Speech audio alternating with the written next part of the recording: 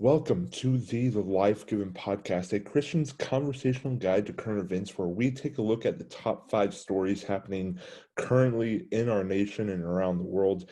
I've got 5 stories for you that are predominantly political, and I'm trying to widen the span and scope of this podcast, but we also have a sports take in here as well.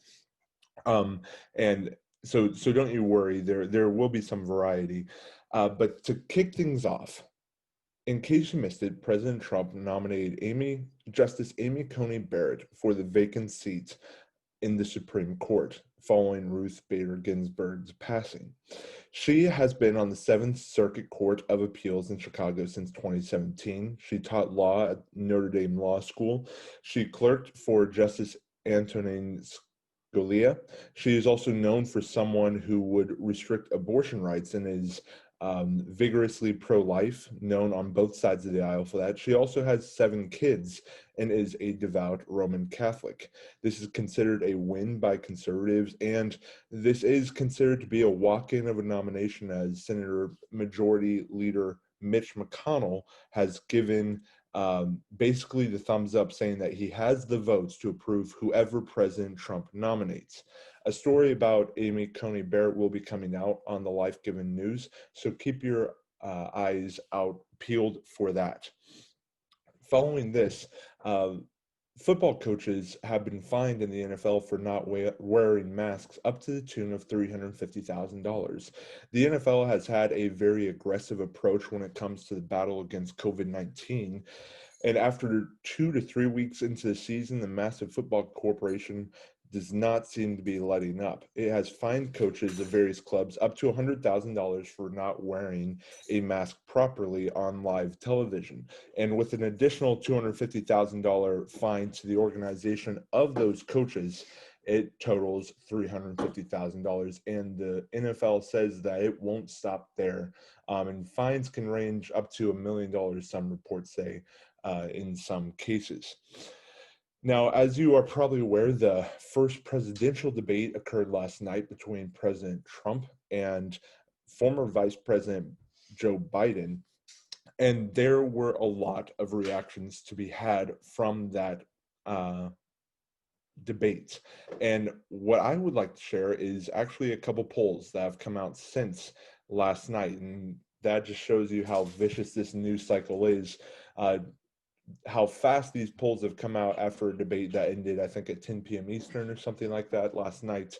CNN published one that said 6 in 10 debate watchers said former Vice President Joe Biden did the best job in Tuesday's debates, and just 28% said President Donald Trump.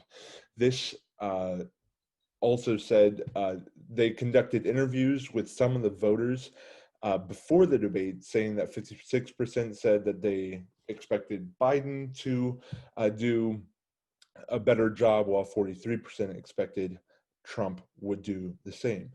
This actually, and this is pretty much verbatim from this article, and I will link to it in the show notes. This post-debate result is very similar to the outcome between President Trump and Hillary in the 2016, where 62% thought Clinton won the debate and 27% said Trump did.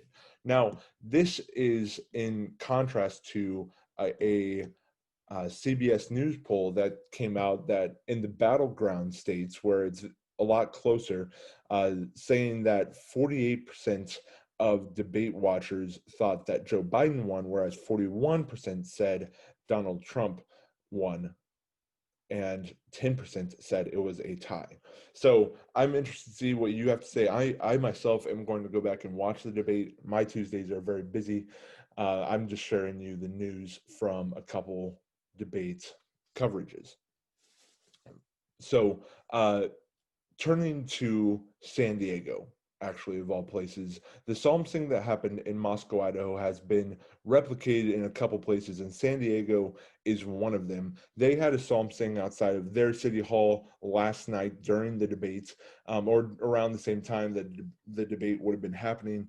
And I don't want this to get lost in the shuffle. Somewhere between 50 to 100 people attended. They sang four different songs, A Mighty Fortress is Our God, Be Thou My Vision, O Savior, Come, O all people that on earth do dwell.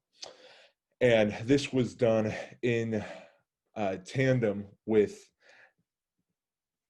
two different ministries, Stone Mountain Media and Right Response Ministries.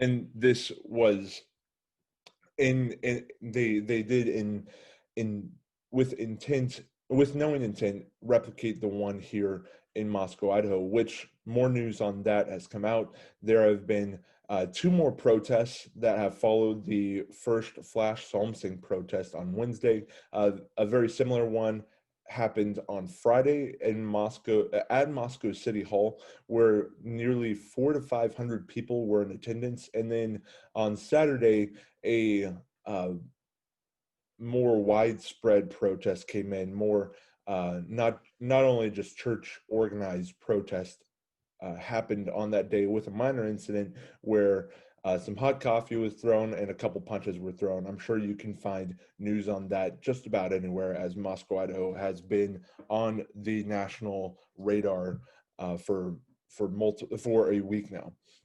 Now, in conclusion, I'm sure you remember how the Minneapolis City Council defunded their police department a while back. Well, recently, some city council members in Minneapolis have expressed doubts as to whether or not they should have voted for the disbanding of their police department.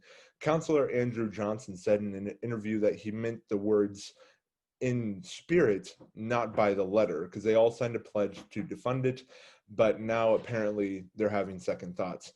Another councilor, Philippe Cunningham, said that the language in the pledge was up for interpretation, and that even among council members soon after the promise was made, it was very clear that most of us had interpreted that language differently. Lisa Binder, the council president, paused for 16 seconds, this coming from a report on The Blaze, when asked if the council's statement had led to uncertainty at a pivotal moment for the city. She said, and I quote, "I think our pledge created confusion in the community and in our wards. We definitely didn't see this coming."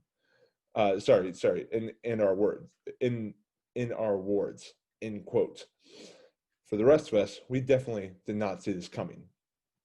Now, if you have any feedback or stories that you would like me to cover, reach out to me at thelifegivenandreceived@gmail.com. There will be another show just like this, following up on more stories on Friday, and hopefully we will have more of an idea what the presidential debates made up the minds, if it did or did not make up the minds of American voters, and maybe we'll have more news on the Amy Coney Barrett nomination. All of that to be said, remember that the life that you have been given and the life that you have received includes every area of life. Why should current events be the exception? God bless.